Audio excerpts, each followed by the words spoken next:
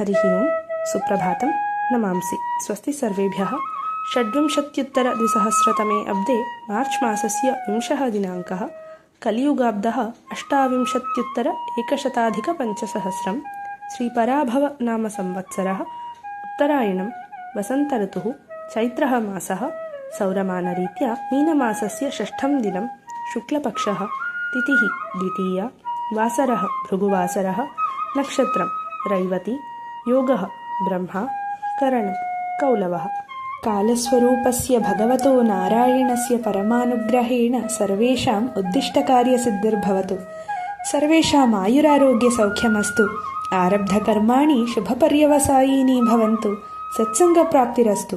सर्वे देशसेवासन्नद्धाः दीनानुकम्पायुक्ताः दानशीलाः धार्मिकाश्च सन्तु। शुभदिनम् इति गीर्वाणी।